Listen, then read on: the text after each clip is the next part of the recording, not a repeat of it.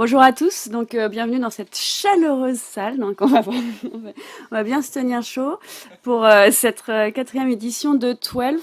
Alors sous un format pour ceux qui connaissent donc rapide et enlevé. Donc cette introduction sera rapide également. Donc moi je suis très heureuse de vous retrouver sous notre nouveau nom Coméon.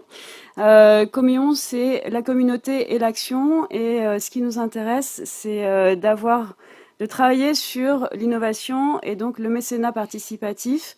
Et c'est pour ça qu'on a créé ce 12, mécénat collaboratif, ce laboratoire collaboratif pour le mécénat de demain. C'est tout l'intérêt du sujet d'aujourd'hui, parce que quand on parle d'innovation, je pense que le mécénat de compétences sera un lieu d'innovation en soi qui va être énorme dans les années à venir, et le mécénat de compétences induit de l'innovation dans la façon dont il se pratique. Donc je suis absolument ravie qu'on traite de ce sujet aujourd'hui, et je vais laisser la parole à nos intervenants. Bonjour à toutes et à tous, ravi de vous retrouver pour cette nouvelle session de 12 sur le mécénat de compétences. Alors pour poser ou reposer les bases, on va commencer par une petite définition.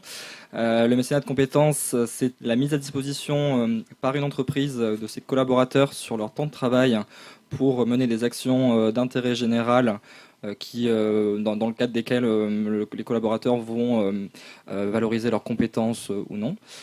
Et ce sont des actions qui peuvent être évaluées et donner droit à l'entreprise à des avantages fiscaux. C'est une pratique qui connaît une évolution assez importante sur les dernières années. Aujourd'hui, c'est un peu plus de 400 millions d'euros de budget, le mécénat de compétences. C'est une évolution importante puisque les chiffres d'Amical montrent qu'il y a eu plus 8% d'évolution entre le budget du mécénat de compétences de 2013 et celui de 2015.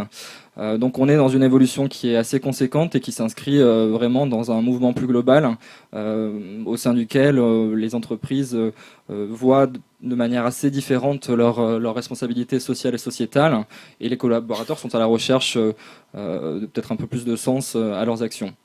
En revanche, est-ce qu'on peut parler de véritable boom pour l'instant? Je ne sais pas, mais je vais peut-être laisser mes intervenants répondre à ma place. Ce qui est un fait, c'est que le mécénat de compétences concerne encore aujourd'hui principalement les grandes entreprises, que ces bénéfices sont assez peu connus et que les dispositifs mis en place en interne sont parfois un petit peu lourds et rédhibitoires pour les entreprises.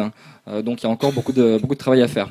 Mais pour décrypter un petit peu plus en détail ces mécanismes, donc on est très heureux de recevoir aujourd'hui avec nous Jean-Michel Pasquier, fondateur de Coeo, la plateforme de mécénat de compétences, et Juliette Novei, chargée des partenariats privés et du mécénat pour l'Andes, réseau des épiceries solidaires. Voilà, Jean-Michel, je te laisse un petit peu plus présenter le mécénat de compétences et puis les actions de Coeo.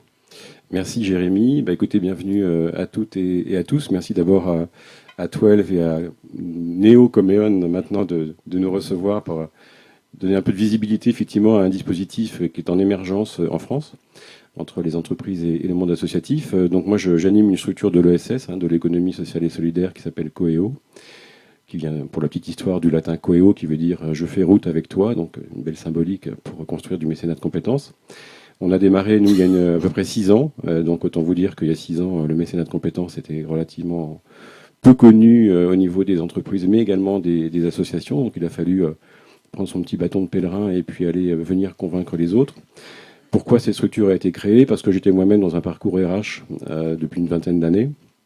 Mon travail était de conseiller les DRH à construire ce qu'on appelle la marque employeur. Et puis à titre individuel, j'étais investi dans le bénévolat. Et je me suis dit, crise de la quarantaine oblige, pourquoi ne pas mélanger les deux et donner un peu plus de sens à ce que je faisais. Donc je me suis aperçu que le mécénat de compétences existait, mais qu'en revanche, il y avait peu d'acteurs pour le mettre en promotion et en déploiement opérationnel au niveau des uns et des autres, au niveau des entreprises comme des assos, et donc on a créé ces structures. Nous, aujourd'hui, 6 ans après, on a accompagné une 60aine d'entreprises à peu près, donc c'est à la fois beaucoup et pas beaucoup, sachant que les gros accompagnements, on les a vraiment effectués dans les 3 dernières années, puisqu'il a fallu vraiment, les 3 premières années, aller encore une fois, au devant des organisations, leur expliquer ce que c'était, etc., etc. Donc, et également au devant des associations pour leur dire, aujourd'hui, il y a un dispositif alternatif qui peut vous permettre d'intégrer des nouvelles ressources par rapport à des enjeux qui sont les vôtres, notamment la baisse des subventions publiques. Alors c'est vrai qu'aujourd'hui, on a un triple contexte qui est très très favorable au mécénat de compétences. On a des entreprises qui ont besoin de concrétiser la fameuse RSE, responsabilité sociétale d'entreprise, au niveau des collaborateurs. On a des associations dont je crois vous êtes beaucoup de représentants ici qui ont besoin, encore une fois, de diversifier leurs ressources, sachant que la subvention locale, publique, elle est quand même en déshérence et ça ne va pas s'arranger avec les années qui passent. Donc elle a besoin de chercher de nouveaux moyens, d'aider au développement de ses propres projets. Et les nouveaux moyens, c'est qui ? C'est les particuliers, le don classique, et les entreprises. Et les entreprises, effectivement, on s'aperçoit qu'elles peuvent devenir des partenaires assez intéressants dans une dimension de construction locale. Et puis le troisième contexte, c'est des collaborateurs en interne dans les entreprises qui revendiquent la fameuse quête de sens, ça manque un peu mis à toutes les sources depuis quelques années, mais qui est réelle en tout cas, et qui n'est pas simplement l'apanage des nouvelles générations Y et j'en passe, mais de toutes les générations qui veulent dans leur parcours professionnel, inscrire un temps un petit peu de respiration et d'ouverture vers d'autres acteurs de la société civile. Donc ces trois contextes mélangés font que, au niveau de l'entreprise, du monde associatif et du monde des collaborateurs, il y a quand même une appétence latente assez forte pour le mécénat de compétences. Bon, ça c'est sur le papier. Après, dans la réalité des faits, c'est effectivement un peu plus compliqué puisque c'est pas c'est pas un dispositif qui se met en place en 5 minutes. On verra tout à l'heure que ça demande du temps, ça demande de la réflexion et ça demande surtout énormément de pédagogie au niveau des managements des entreprises. Maintenant, ce que je voulais vous donner un petit peu, c'est les clés, comment approcher une organisation et comment avoir les bons mots et les bons arguments pour aller contacter une entreprise et pour lui parler de mécénat de compétences. Nous, on a fait le pari il y a déjà 6 ans, un peu par intuition, que le mécénat de compétences était certes un dispositif solidaire. On aide effectivement une structure de l'intérêt général au niveau local, mais que ça ne suffisait pas comme discours pour aller au-devant des entreprises. Il fallait quand même leur parler, entre guillemets, leur langage. Et on s'est aperçu très vite que ce mécénat de compétences pouvait avoir des vertus et des bénéfices, notamment en termes RH. Alors, RSE, on l'a vu tout à l'heure, comment mobiliser les collaborateurs et les rendre acteurs de la RSE. Mais également en termes RH, on s'est aperçu que ce mécénat de compétences pouvait avoir des vertus assez intéressantes. La marque employeur, qui était un peu mon travail avant, c'est effectivement comment attirer des nouveaux talents dans l'entreprise. C'est vrai qu'aujourd'hui, on s'aperçoit dans les job interviews que des DRH, quand ils ont effectivement une offre complémentaire d'engagement citoyen à proposer des jeunes diplômés, par exemple, ça peut faire une petite différence au niveau effectivement de l'attractivité de l'entreprise, parce qu'aujourd'hui, les nouvelles générations sont excessivement demandeuses, et heureusement, sur l'engagement citoyen des organisations. Donc au-delà du salaire, au-delà de la rémunération, au-delà de l'éventuel parcours professionnel, même si aujourd'hui on sait qu'ils sont très courts, les candidats demandent qu'est-ce que vous faites, vous, en tant qu'entreprise, en termes d'impact sociétal. Et ce mécénat de compétences, quand il existe, est une façon de leur répondre en disant, voilà, si tu rentres chez nous, tu pourras dédier X journées ou X semaines de temps de travail au monde associatif. Et puis, il y a d'autres vertus RH qu'on a assez vite identifiées.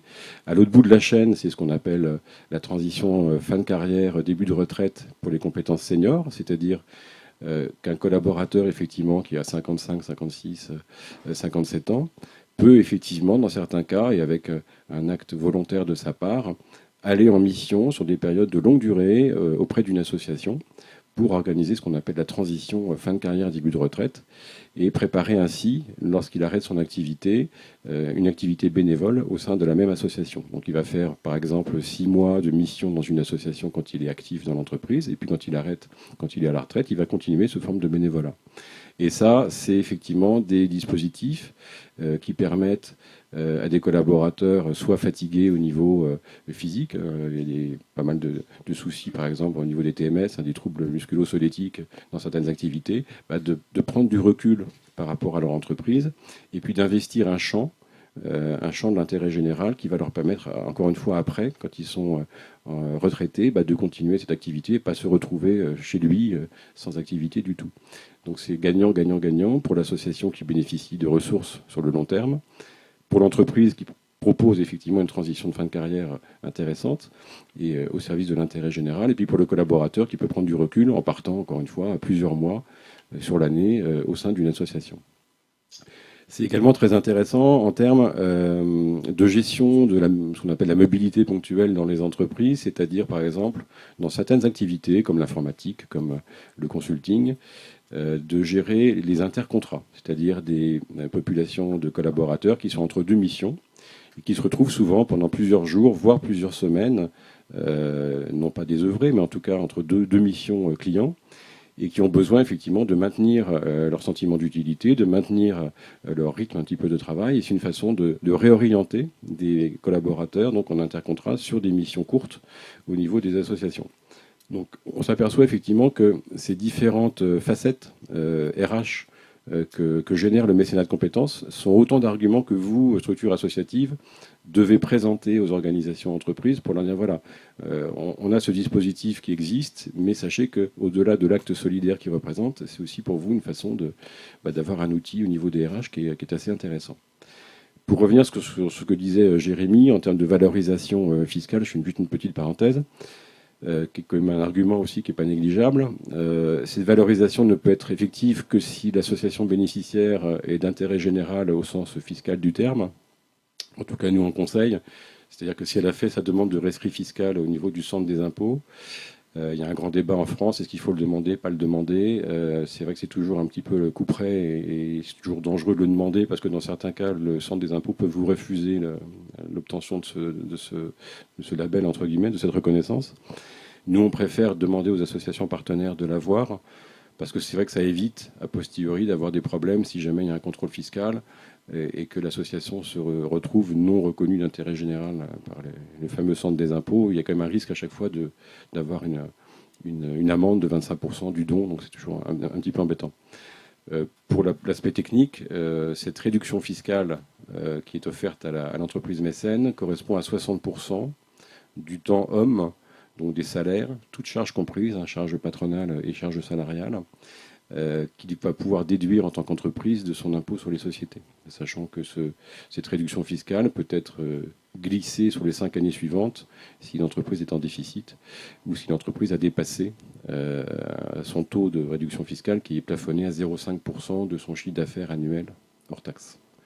Donc ça, c'est l'aspect un peu technique, mais c'est vrai que cette réduction fiscale, elle est importante aussi dans l'argumentation, parce que quand on vend, entre guillemets, un programme de mécénat de compétences en interne, et qu'on a affaire à un DAF, un directeur financier, il va se dire oui, effectivement, je suis plutôt favorable d'avoir ce genre de dispositif parce que cette réduction fiscale est quand même intéressante. Maintenant, encore une fois, l'argument et le volant de décision numéro 1 dans une organisation, c'est pas la fiscalité, c'est de faire, encore une fois, de mobiliser des collaborateurs et d'insuffler, encore une fois, des moments et des pauses comme ça, ouvertes vers l'intérêt général. Donc voilà un petit peu comment les choses s'articulent dans une entreprise et voilà un petit peu quels sont les arguments à mettre en place au niveau des organisations. Nous, ce qu'on voit, et ce qui est plutôt une bonne nouvelle aussi depuis 2-3 ans, c'est qu'il y a une évolution certaine des mentalités dans les entreprises, dans les organisations. Nous, on le voit très prosaïquement au niveau de notre activité à nous, c'est-à-dire qu'au début, on allait vraiment chercher les entreprises et depuis 2 ans à peu près, ce sont elles qui nous contactent spontanément. Alors, je ne dis pas qu'on va pas en chercher aussi, mais on a du rentrant, voilà, spontané, ce qui prouve qu'il y a quand même une appétence et il y a une découverte un petit peu du dispositif au niveau des entreprises. Pourquoi ? Parce que elles font ce qu'on appelle du benchmarking, elles regardent un peu ce que font les autres, elles s'aperçoivent qu'il y a des exemples qui sont montrés et qui sont plus visibles qu'il y a 6 ans, notamment au niveau des médias. De temps en temps, il y a des articles qui paraissent sur le mécénat de compétences, que ce soit dans Le Monde, que ce soit dans d'autres supports. Donc ils se disent pourquoi pas nous ? Et effectivement, les organisations s'aperçoivent que ça peut être un dispositif qui peut s'intégrer dans leur propre fonctionnement.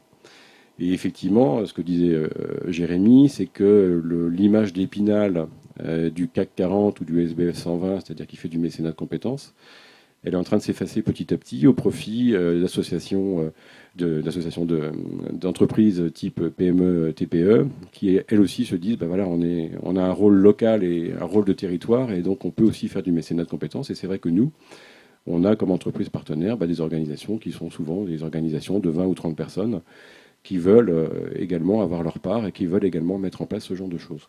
Donc encore une fois, il ne faut pas s'interdire d'aller voir vraiment des petites entreprises qui auront en plus l'avantage d'être beaucoup plus réactives et beaucoup plus souples. Ça sera oui ou ça sera non, mais si c'est oui, la mise en place se fera de façon plus rapide. Sachant que dans les organisations déjà un peu structurées, la préparation amont du mécénat de compétences peut prendre parfois 6 mois, 8 mois. Nous, on a des grosses organisations qu'on accompagne, on a mis à peu près 6 ou 8 mois avant de mettre en place de façon opérationnelle le mécénat de compétences. Pourquoi ? Parce qu'avant, il faut aller convaincre les syndicats, les N+1, avoir des réunions d'information, débloquer éventuellement tous les freins qui peuvent exister dans l'organisation interne. Et ça demande beaucoup de temps parce que les agendas de chacun sont chargés, parce qu'il y a un rythme un petit peu à respecter. Et donc, après, il faut que ça passe au CODIR, au COMEX. Voilà, il y a pas mal de procédures. Donc, une mise en place, forcément, est d'autant plus longue que l'organisation est importante. Donc, c'est pour ça que s'adresser à des PME, PMI de 100 ou 200 personnes, c'est finalement intéressant parce que la réactivité est beaucoup plus grande et qu'on gère généralement ça avec le directeur général, sachant qu'il y a rarement un DRH dans des organisations de cette taille-là. Donc la bonne nouvelle, c'est ça, c'est qu'il y a aussi de plus en plus une appétence des petites structures économiques, donc des petites entreprises, pour du mécénat de compétences. Donc il y a un gisement fabuleux qui s'ouvre. Pourquoi ? Parce qu'en France, 96 ou 98% des entreprises sont quand même des PME et des TPE PMI. Donc le vrai gisement de partenariat, il se trouve à votre porte, à côté de chez vous. Donc il ne faut pas avoir peur d'aller chercher des petits acteurs. Il vaut mieux avoir 10 petits acteurs qui vous accompagnent que de spéculer sur un seul gros qui peut-être vous accompagnera jamais. Et puis la bonne nouvelle aussi, c'est qu'on s'aperçoit que dans la typologie même des cœurs de métier des entreprises qui nous accompagnent, on est en train de on est en train d'enrichir un petit peu le profil des entreprises. Avant, on avait beaucoup d'entreprises dans le service, dans la prestation de services, et on a de plus en plus d'entreprises également dans la production, dans l'industrie. Ce qui prouve que également elles commencent à prendre en compte ce phénomène et ce dispositif.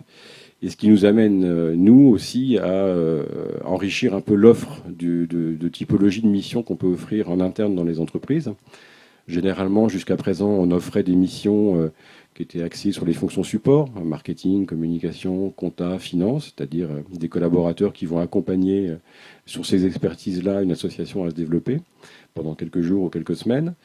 Et on s'aperçoit que dans les entreprises de production, il y a forcément des collaborateurs qui sont en atelier, qui sont en usine, et dont les compétences propres sont difficilement duplicables dans le monde associatif. Quelqu'un qui bosse chez Peugeot, qui met une aile avant droite, il va difficilement pouvoir trouver la même activité dans une assoce. Donc il faut qu'on aménage aussi, c'est ce qu'on fait depuis 2-3 ans, des formats de missions qui correspondent aussi à ces compétences-là, et qui seront plus adaptés à leurs compétences personnelles. Ça peut être du soutien scolaire, ça peut être de la rénovation de lieux, etc. Donc il faut aussi, aujourd'hui, sortir un peu de l'image d'Épinal du consultant d'une grosse boîte de consulting qui fait du mécénat de compétences et s'apercevoir que la réalité du terrain, c'est que le collaborateur peut aussi avoir une action par rapport à ses compétences personnelles, parce que ses compétences professionnelles ne sont pas forcément duplicables.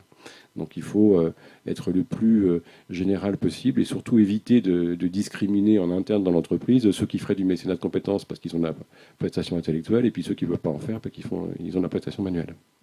Donc ça, c'est important aussi de prendre en compte ça et de vous dire que un artisan, je dis n'importe quoi, pourquoi pas un plombier ou quelqu'un qui a une activité manuelle peut aussi vous aider en mécénat de compétences, pourquoi pas, sur quelque chose de précis, parce que c'est sa compétence propre. Donc il ne faut pas se fermer à des prestations purement intellectuelles et purement, entre guillemets, fonction support.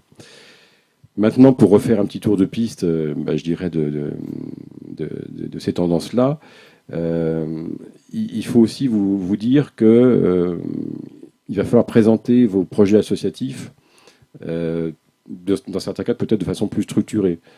Souvent, nous on rencontre des associations, alors c'est de moins en moins le cas parce que les associations ont tendance à se professionnaliser, mais qui arrivent souvent avec des projets qui ne sont pas forcément ordonnés ou formalisés avec ce que connaît le monde de l'entreprise. Et c'est important que vous ayez un petit peu une démarche plus structurée, c'est-à-dire qui on est, qu'est-ce qu'on fait, quel est l'objectif de l'association, quels sont nos résultats jusqu'à présent, enfin des choses encore une fois très factuelles et très courtes surtout, pas se lancer dans des présentations trop littéraires entre guillemets de la structure associative pour que l'entreprise en face puisse encore une fois voir rapidement qui vous êtes et venir rapidement au fait de ce qu'est le mécénat, de ce qu'est l'activité de l'association pour optimiser vos chances de collaboration. Donc ça, c'est super important. Et puis, dernier point qui est également très significatif, c'est vrai que quand on parle de mécénat, souvent, c'est le mécénat financier qui vient en tête. Et on s'aperçoit aujourd'hui, finalement, que le mécénat de compétences permet à des entreprises d'aller plus loin en termes de mécénat financier. C'est-à-dire qu'une association qui a été accompagnée en mécénat de compétences va avoir plus de chances de demander du mécénat financier à son même partenaire. Pourquoi ? Parce que l'entreprise va connaître l'entreprise va connaître la sauce de l'intérieur, va être rassurée par le fonctionnement, va vraiment avoir une vision concrète de l'activité. Et l'obtention d'un mécénat financier sera facilitée d'autant par cette immersion. Merci Jean-Michel. Alors, tu prends un petit peu d'avance sur le débat, mais c'est pas grave. Oui, on va en reparler. Merci pour ce panorama de mécénat de compétences. Donc, il nous montre bien que ce type de mécénat répond à la fois à des enjeux RSE et RH et qu'il est finalement susceptible de concerner, de toucher des entreprises de taille très diverses sur des secteurs assez divers et qui en même temps permet aussi à des collaborateurs de s'investir sur des missions qui là aussi se diversifient de manière conséquente. Alors maintenant on va voir l'angle d'approche côté associatif, donc avec Juliette Novei qui travaille pour Andes, donc réseau d'épicerie solidaire. Donc voilà, Juliette, je te laisse la parole. Je vous remercie. Est-ce que vous m'entendez ? Oui. Tout d'abord, je vous remercie pour l'invitation.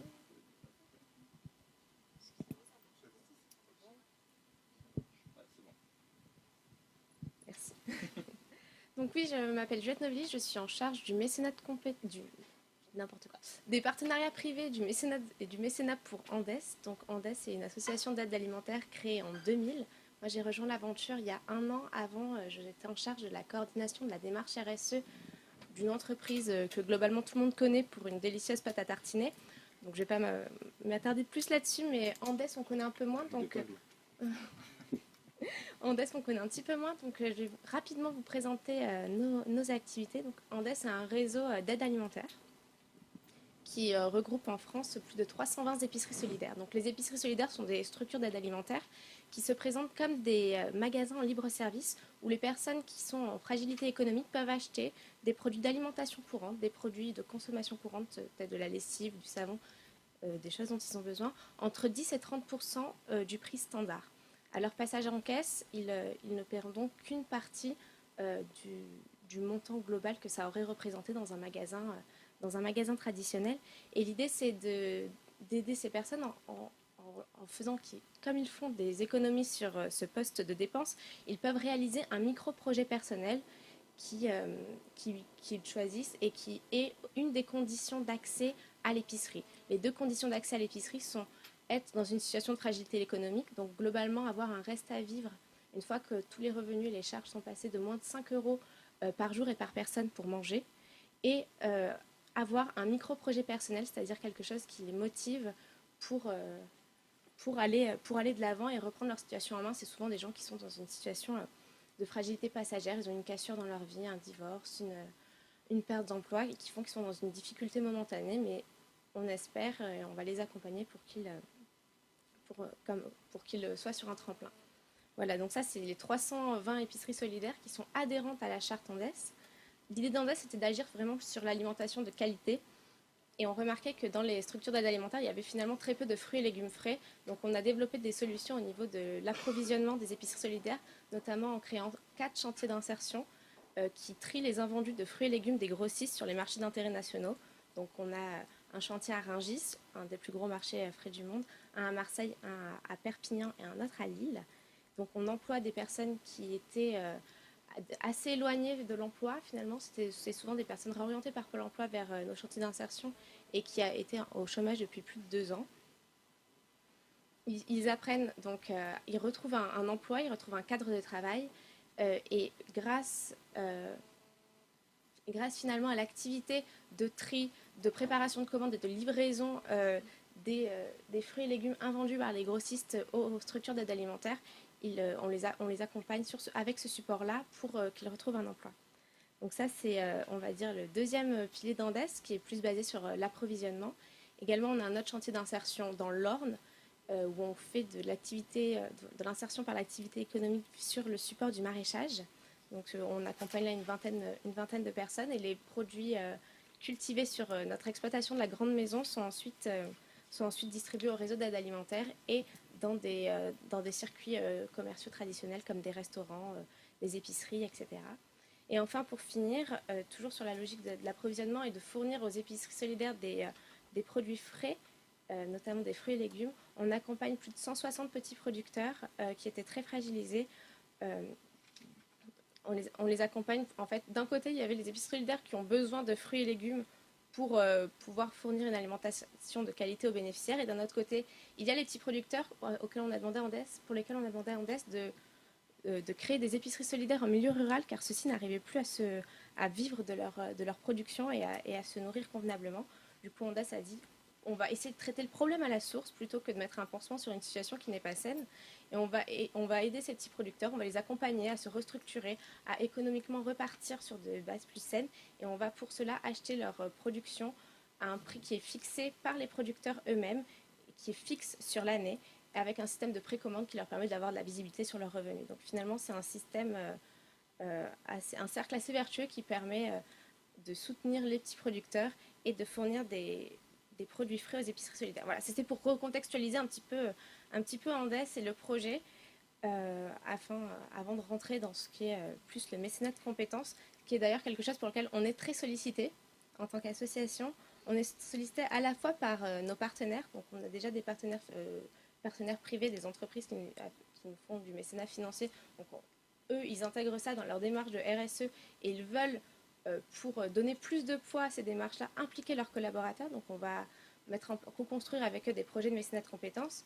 On est également contacté par des structures telles que Coeo, des gens qui marient un petit peu les associations et les entreprises, donc qui essaient de trouver le juste équilibre entre l'offre et la demande finalement. Et aussi parfois par des entreprises en direct qui veulent impliquer leurs collaborateurs dans une démarche de mécénat de compétences, qui n'ont pas forcément encore de lien avec Andes, mais qui ont envie de nous découvrir plus parce qu'ils en ont entendu parler et ça les intéresse. Voilà, donc ça c'est globalement les trois demandes. C'est assez compliqué pour nous honnêtement de le gérer en interne, ça demande pas mal d'investissement parce que c'est des demandes qui sont pas... en interne, on n'a pas forcément l'idée de comment on pourrait être accompagné via du mécénat de compétences. Andes, on est déjà structuré de façon assez professionnelle. On est 70 salariés permanents. Donc on est structuré comme une entreprise. Et c'est vrai que ce n'est pas toujours évident pour nous de dire « Ah oui, on pourrait être accompagné sur tel ou tel sujet ». C'est quelque chose qui se co-construit.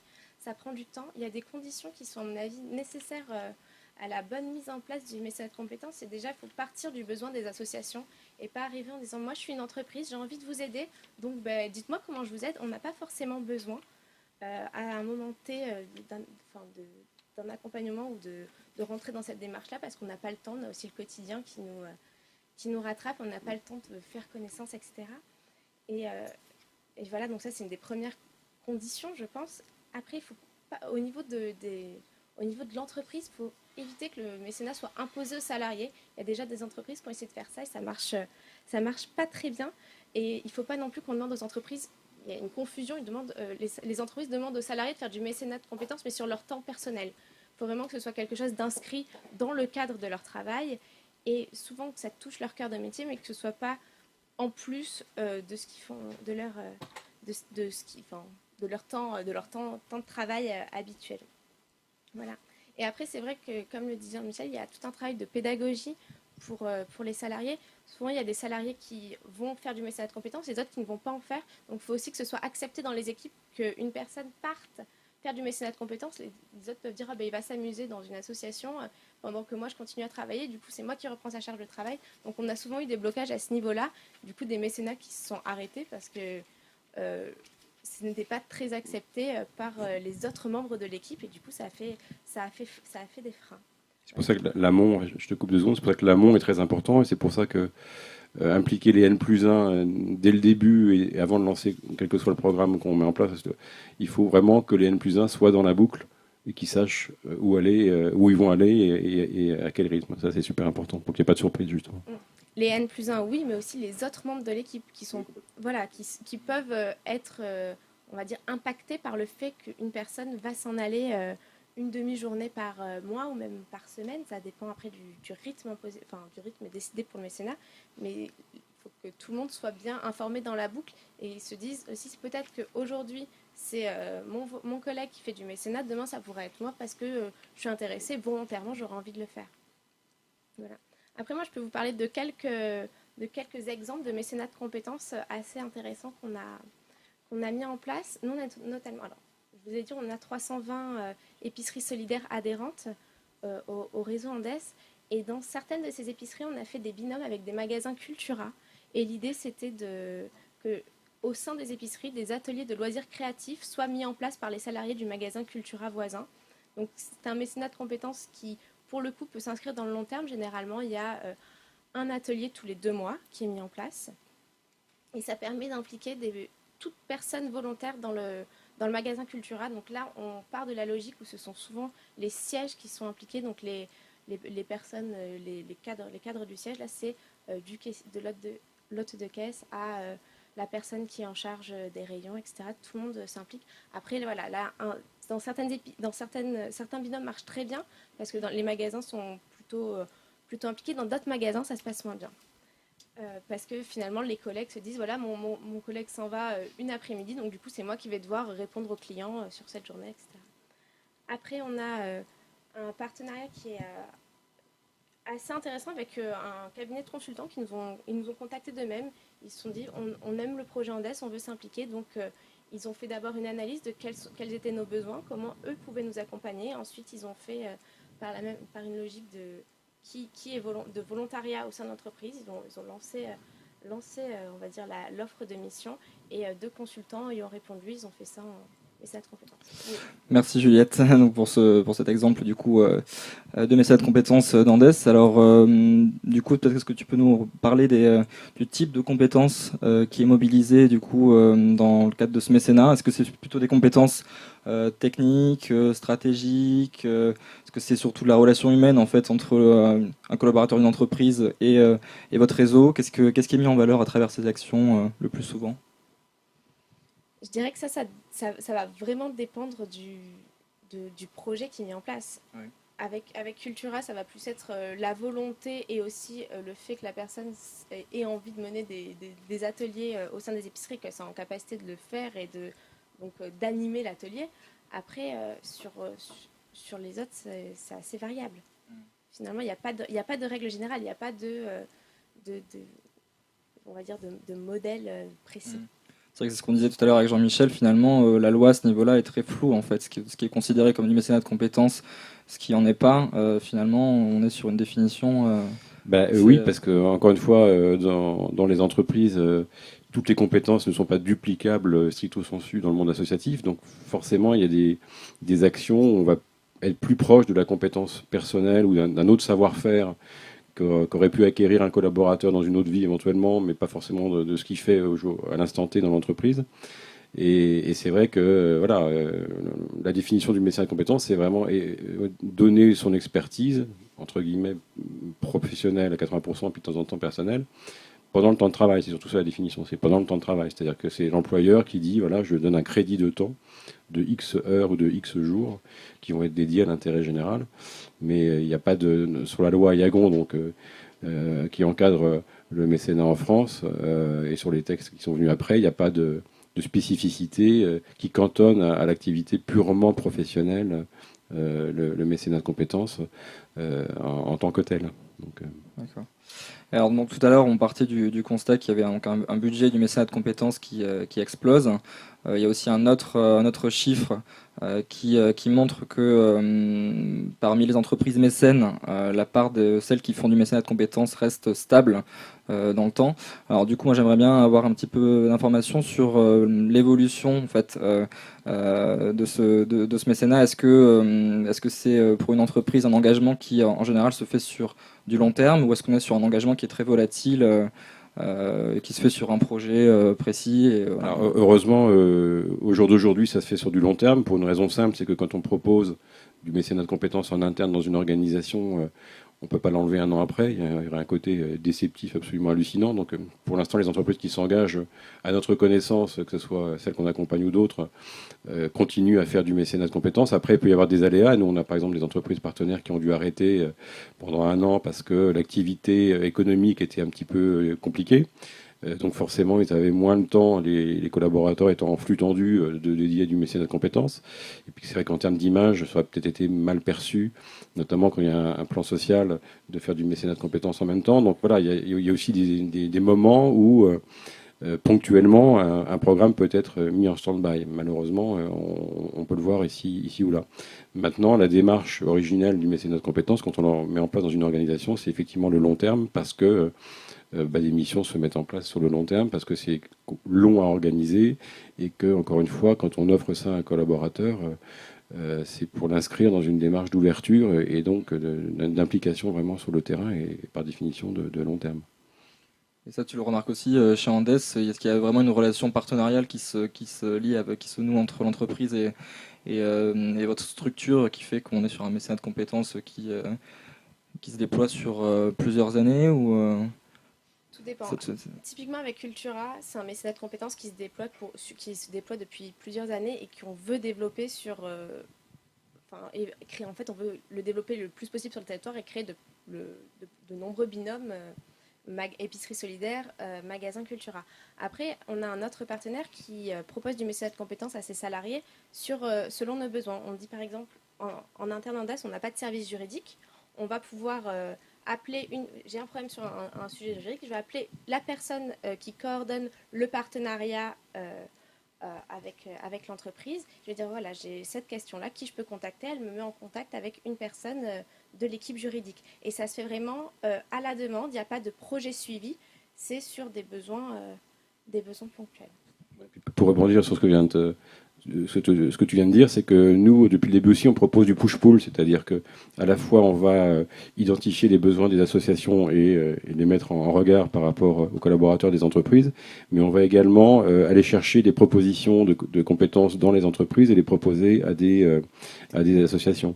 Notamment, on est en train de mettre en place des formations, ce qu'on appelle des missions flash, des missions d'une demi-journée. Pourquoi? Parce que c'est facile à caser, c'est facile à organiser.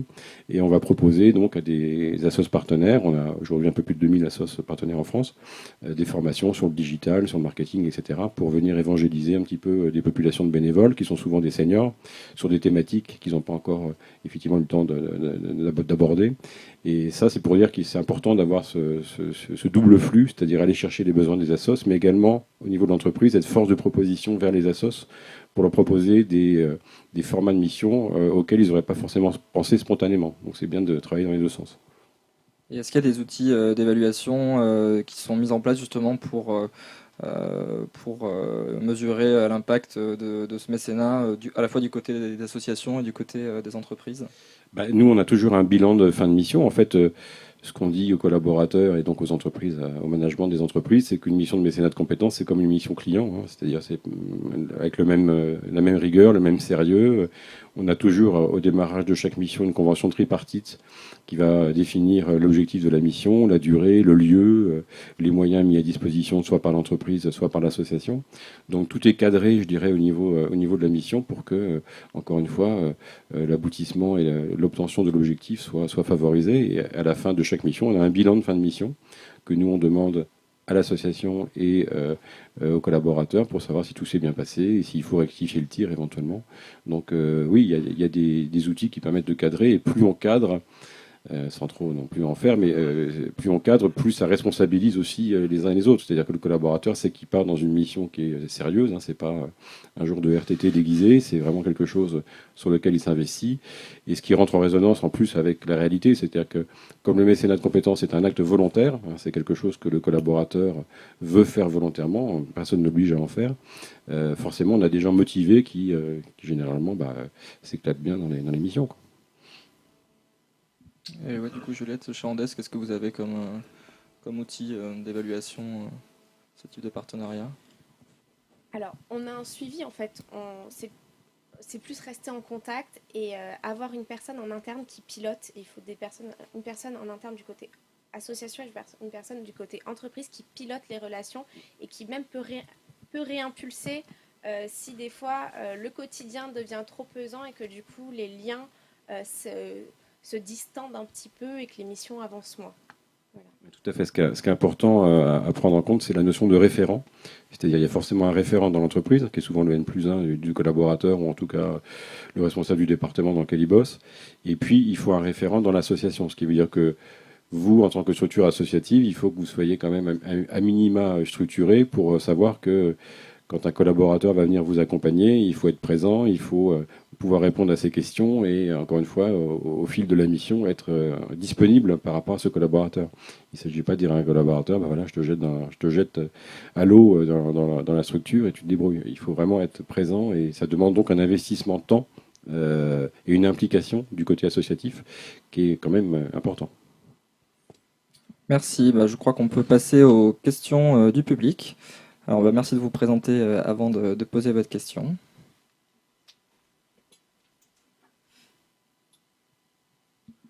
Bonjour, Brigitte Zana. Donc, j'ai une petite entreprise pour mettre en relation les partenaires et accompagner des projets de culture scientifique. Actuellement, je travaille pour l'Institut Henri Poincaré. J'ai une question parce que le mécénat de compétences, il se développe. Et maintenant, un certain nombre d'entreprises, finalement, ne pratiquent plus ou pratiquent davantage le mécénat de compétences qu'un mécénat financier. Or, les associations, elles ont quand même besoin de financement. Et là, je trouve qu'il n'y a pas un risque, justement, à ce que, finalement, au niveau du développement après les associations, elles ne trouvent plus le budget nécessaire on ne peut pas tout faire en mécénat de compétences. Oui, mais là, j'ai pas la solution et j'ai pas la réponse. Je dirais que c'est deux choses un peu différentes. Un mécénat financier, c'est un accompagnement au travers duquel le collaborateur lambda est souvent étranger. Enfin, il se sent un petit peu exclu, donc il n'est pas vraiment acteur du dispositif. Le mécénat de compétences a l'avantage de le rendre acteur et proactif. Donc c'est deux angles d'approche différentes. Après que le mécénat de compétences chasse le mécénat financier, je ne sais pas si on va arriver à cette tendance-là, peut-être, mais malheureusement, je n'ai pas la clé non plus pour contrebalancer dans l'autre sens. Simplement, ce que je peux vous dire, c'est que nous, on le vit au quotidien de façon empirique et pragmatique. C'est qu'on a souvent des demandes de nos partenaires entreprises qui ont fait du mécénat de compétences pour aller plus loin et pour accompagner en mécénat financier des associations. Donc, c'est plutôt bon signe. Donc, parce qu'encore une fois, elles ont vu de l'intérieur comment ça se passait, elles se disent, voilà, c'est un super projet qui mérite d'être accompagné, donc boum, on va mettre 5 000, 10 000, 15 000, parce qu'on a passé X missions et qu'on pense que ces structures méritent d'être accompagnées au-delà du mécénat de compétences. Donc nous, on voit un peu l'inverse, mais après, je ne suis pas médium ou devin, donc je ne sais pas. Non, mais si on voit par exemple le cas de la fondation SNCF, elle fait pratiquement plus que du mécénat de compétences. Donc ils ont 450 métiers, etc. Mais finalement, voilà. Oui, après, ça dépend des démarches internes et effectivement, chaque organisation, enfin chaque entreprise a ses propres politiques. Donc voilà, voilà. On ne peut pas se substituer à elle. Moi, peut-être ce que je peux dire, c'est que la plupart des entreprises avec qui on a développé du mécénat de compétences étaient d'abord nos partenaires financiers. Et en fait, ils étaient nos partenaires, ils ont voulu ancrer Andes dans leur stratégie de responsabilité sociale d'entreprise. Et en partant avec cette stratégie-là et en voulant impliquer l'ensemble de leurs collaborateurs, finalement, ils en sont venus à co-construire avec nous des programmes de mécénat de compétences qui correspondaient en fait aux besoins de l'entreprise et à leur motivation. Maintenant, il faut quand même bien voir que le mécénat de compétences a un coût pour l'entreprise, parce que c'est quand même des collaborateurs qui ne sont pas productifs, entre guillemets, qui payent quand même à hauteur de 40%, parce que les 60% sont de l'ordre de la réduction fiscale. Donc ça a un coût. Ça, c'est le premier point. Et puis, deuxième point, pour une entreprise, c'est quand même plus simple de faire un chèque, même si c'est un petit chèque, à une association, à une structure, que d'organiser du mécénat de compétences. Donc, souvent, quand elles ont à arbitrer, elles vont dire voilà, on va aider, on préfère aider 3 000 € une association que de mettre en place un processus qui va demander des outils, qui va demander du temps, qui va impliquer les collaborateurs, impliquer les N+1, impliquer les syndicats. Et souvent, c'est pour ça d'ailleurs que souvent les organisations sont effrayées par le mécénat de compétences, parce qu'elles se disent que ça va être trop lourd à gérer, parce qu'elles ne connaissent pas justement les tenants et les aboutissants, et que souvent elles sont seules pour le faire, d'où l'existence d'intermédiaires. Bonjour, je suis Sandrine Maras du Grenier de Toulouse, une compagnie de théâtre basée en province, comme son nom l'indique, 70 ans d'existence. Nous pratiquons le mécénat de compétences depuis de nombreuses années, mais je voudrais un renseignement par rapport au tissu social, associatif local des petits porteurs de projets du spectacle vivant en province qui ont du mal à développer le mécénat de compétences. Et c'est une question à M. Pasquier qui serait, lorsqu'une entreprise vous oppose l'argument de dire « moi, mon entreprise, elle est là pour produire et non pas pour faire du social », quel est l'argumentaire que vous pouvez leur dérouler? C'est un peu ce que je disais au début, c'est les arguments un petit peu RH, il faut leur parler de leur discours. Donc déjà, effectivement, leur promettre leur proposer un dispositif qui concrétise une RSE avec les collaborateurs, ils deviennent acteurs de leur RSE.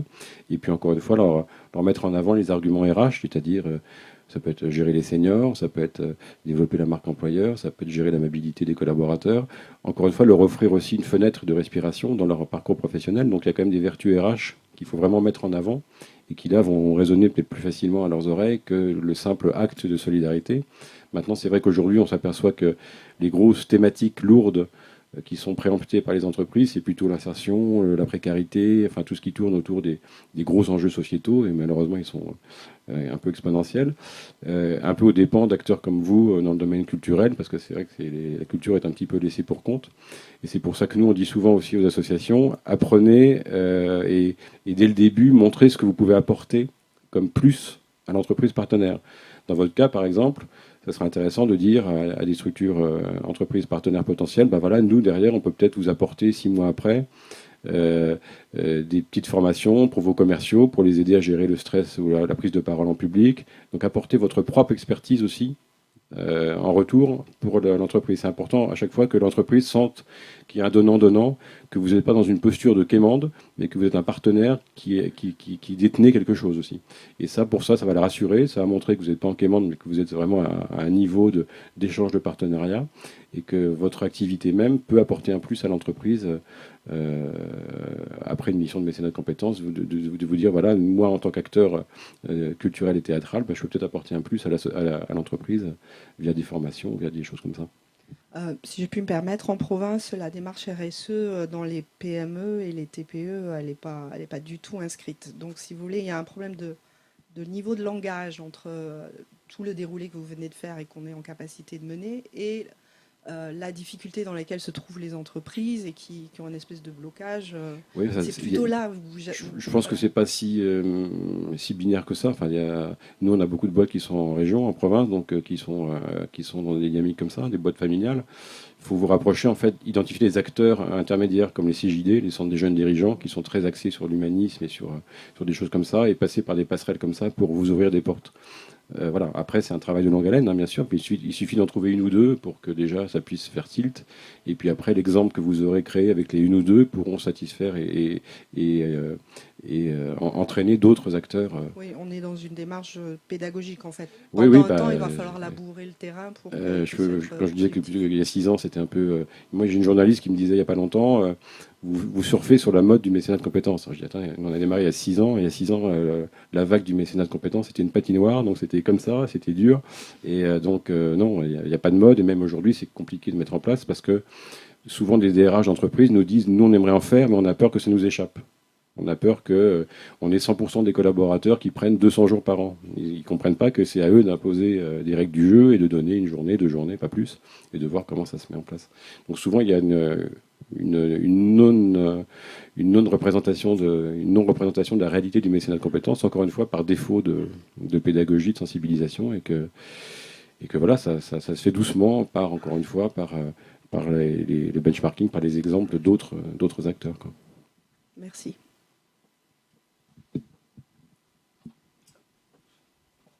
Je vois qu'on a une foule en délire aujourd'hui.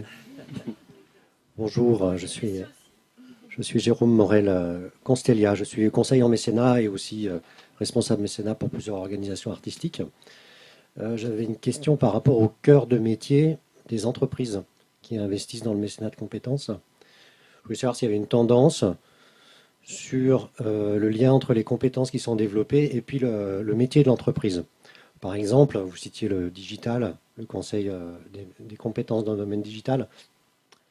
Est-ce qu'on observe plutôt, est-ce que les compétences que vous allez rechercher ou que vous trouvez aujourd'hui surtout, proviennent d'entreprises et de services digitaux d'entreprises dont ce n'est pas le métier, ou bien d'entreprises dont le métier est le conseil en digital. C'est un exemple en juridique, ça pourrait être, est-ce que ce seront plutôt des cabinets d'avocats ou bien des services juridiques d'entreprise? Voilà, est-ce qu'il y a une tendance là-dedans, ce qui peut nous aider aussi à nous guider guider les associations Il n'y a pas de tendance spécifique parce que ça peut être effectivement une fonction support juridique d'une entreprise lambda comme effectivement un cabinet purement juridique.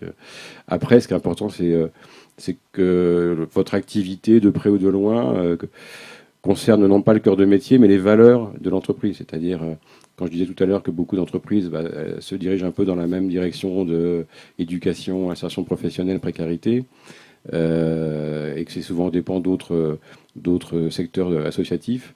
C'est pour ça que c'est important en tant qu'association peut-être d'aller identifier, et ça c'est vive Google pour ça, d'aller identifier des partenaires entreprises potentielles qui soit ont fait du mécénat financier dans votre domaine à vous en tant qu'association, soit dans des milieux un peu connexes, pour justement aller capter ces valeurs et rentrer en résonance avec votre activité à vous. Mais après, pour revenir au cœur des compétences, voilà, ça dépend. Il n'y a pas de tendance lourde. Non. Juliette, moi je voulais rebondir justement sur ce sujet-là, parce que je trouvais très intéressant l'exemple que vous avez donné d'une entreprise, alors je ne sais pas si c'était toujours Cultura, que vous pouviez appeler pour, à la demande, répondre à des besoins. Et je voulais savoir deux choses. En fait, comment déjà ça se gère, ça se construit? Ça veut dire que est-ce que la personne compte son temps à chaque fois qu'elle répond, qu'elle prend du temps pour vous? Et est-ce que ça peut se faire avec une entreprise avec laquelle vous n'avez pas d'autres mécénat de compétences, c'est-à-dire juste ce type de prestation à la demande, ou en général ça se fait avec des entreprises sur lesquelles il y a aussi du mécénat de compétences plus dans la peut-être, enfin justement de services tels que vous l'avez présenté avec Cultura. Non, alors c'est pas Cultura, c'est Heineken qui nous accompagne là-dessus. Et Heineken est partenaire sur d'autres sujets. Il soutient notre réseau d'épiceries solidaires. On a notamment monté avec eux toute une campagne de sensibilisation de nos collaborateurs à ce qu'est la consommation d'alcool responsable. Donc on avait monté ça avec eux. Et Heineken, effectivement, alors quand on les appelle, ils décomptent leur temps. Ils décomptent leur temps sur les accompagnements. Et le mettre en place avec des entreprises qu'on ne connaît pas, ça me semble un petit peu plus compliqué parce que justement, Heineken, on les connaît, ils nous connaissent aussi. On fait des interventions lors de leur convention, on vient leur présenter le partenariat qu'il y a entre Andes et Heineken, etc. Donc ils nous connaissent, ils ont envie de s'impliquer, ils viennent faire des team building solidaires sur notre exploitation de la grande maison. Il y a plein d'autres liens qui connaissent nos valeurs, que les salariés qui ont envie de participer à du mécénat de compétences peuvent être identifiés facilement dans les équipes quand nous avons un besoin. Donc c'est la proximité. Ouais. Et le besoin juridique, c'est vous qui l'avez exprimé ou c'est eux qui vous l'ont proposé? Ah non, c'est nous qui c'est vous qui l'avez exprimé. Voilà, c'est ça. Ça part vraiment. Ce qui est intéressant avec Heineken, c'est que ça part vraiment de nos besoins à nous. Et je pense que tout mécénat de compétences devrait partir là-dessus. Et certaines entreprises disent on veut vous accompagner sur tel sujet. Oui, mais non merci, c'est très gentil, on n'en a pas besoin. Et c'est pas parce qu'on est une association qu'on est aussi tout le temps dans le besoin, qu'on a tout le temps envie d'avoir des personnes extérieures qu'on doit briefer sur certains projets. Des fois, on préfère avancer tout seul ou aller voir parmi notre réseau, justement, des gens qui peuvent nous aider par petites touches. Par petites touches. Pour rebondir 2 secondes sur ce que dit Juliette, elle a parlé de team building solidaire. Nous, on a mis en place justement un volant d'expertise au travers d'événements comme ça solidaires qu'on a d'ailleurs organisé chez Andes, notamment, qui sont des journées d'immersion où on va embarquer des équipes de collaborateurs une journée, partager l'activité d'une association avec les bénéficiaires. Et c'est souvent une très bonne porte d'entrée pour faire découvrir l'intérêt général à des entreprises pour qu'après, éventuellement, 6 mois, 1 an après, elles fassent du mécénat de compétences. Donc si vous avez, vous, des activités qui peuvent permettre de venir inviter des collaborateurs à partager l'activité, vos activités, ça peut être plein de choses, il faut être un peu créatif. Ça peut être aussi une bonne porte d'entrée pour leur dire, 1 an après, 6 mois après, voilà, on a fait ensemble 4, 5, 6 chantiers solidaires. Peut-être peut-on franchir un palier de plus et faire du vrai mécénat de compétences. Donc il y a des portes d'entrée latérales qui peuvent commencer à créer des copartenariats light, entre guillemets, en tout cas faciles à mettre en place, parce que c'est sous forme en fait, de journées comme solidaire, comme un séminaire classique où ils vont faire du karting. Au lieu de faire du karting, là, ils vont vous aider à développer un projet associatif ou à repeindre des locaux ou à cultiver des légumes quand c'est par exemple un jardin du réseau Cocagne. Donc voilà, il y a plein de possibilités. Donc c'est une porte d'entrée à laquelle il faut que vous pensiez. Alors, dernière question. On a commencé un tout petit peu en retard, donc on va terminer un tout petit peu en retard. C'est pas une question. Jean-Baptiste de Maigret, Chambre de commerce et d'industrie Paris-Île-de-France pour le département de la Seine-et-Marne. Une petite clé pour répondre à la question de Madame sur le lien, la valorisation du mécénat de compétences. Alors, il y a peu de CCI qui s'occupent du mécénat, quelques-unes, on essaye de... Voilà. Mais en revanche, beaucoup de CCI travaillent sur la RSE et beaucoup de conseillers accompagnent les entreprises à la RSE. Donc, dans chaque territoire, il ne faut pas hésiter peut-être à aller voir les conseillers qui s'occupent de ça et leur dire, hop, attention, le mécénat de compétences, ça peut être une partie de la RSE. Voilà. Complètement.